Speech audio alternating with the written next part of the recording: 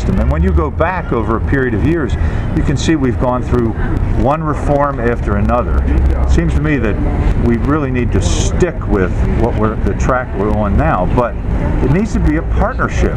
It can't be just dictated from the superintendent's office. The superintendent's got to have a partnership with the school principals, with the teachers, and with the parents. And the students. The students have to play a part in it too. Why are you running for mayor again? I'm running for mayor because I believe I can make a difference for Baltimore City. I am a practical problem solver. I love the city. I've been in the city in my whole life, 58 years. Grew up in the Northeast area. That's where I live today. And when I look around the city, it pains my heart to see what's happening through the city. What do you see happening? I see a tremendous amount of disinvestment. I see communities that are being allowed to deteriorate and go to waste. But they just put a $10 million racing car set, the Hot Wheels set down at the harbor. Labor Day, $10 million bucks. But they closed the pools last summer in the middle of the heat wave.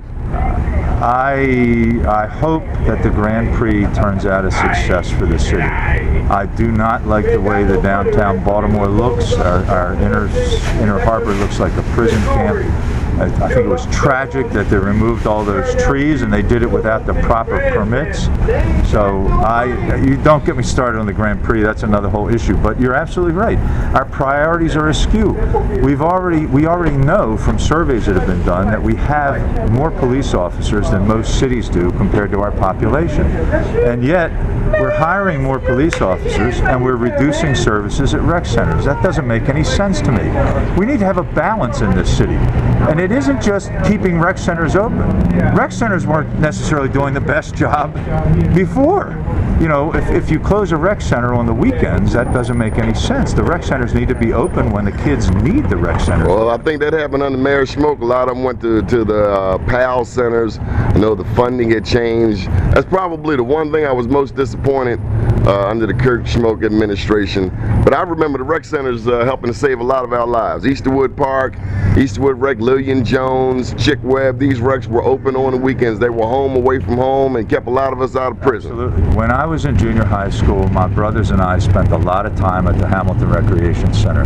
We could go bowling, we could play pool. Y'all had bowling? We didn't have no bowling. We had a little bowling alley, and you had to set the pins. You had to volunteer to go set the pins. So they had bowling, they had roller skating. It definitely we had roller skating. Did you have bumper pool? Trouble. Did you have bumper pool? Some bumper pool? Could you play bumper pool? Not real well. Oh, I was the champ of bumper pool. Any final thoughts? Jody Landers for mayor. No, just I'm really excited now that we're getting into the last month of this campaign. People are beginning to pay attention, and they need to pay attention. This is an important election for the city.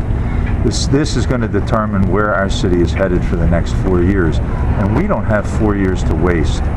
We need to get online right now and make changes in this city so that 4 years from now we're going to be better off than we are. And when I look at where we've come from, we have a lot of improvement to do. You're right. Good deal. Thank you for your time and have a great Sunday. Thank you, Donnie. You too. Here at Mondawmin Mall, Jody Landers, LandersForMayor.com. Keep watching BeMoreNews.com, the news before the news, where we uncover the truth.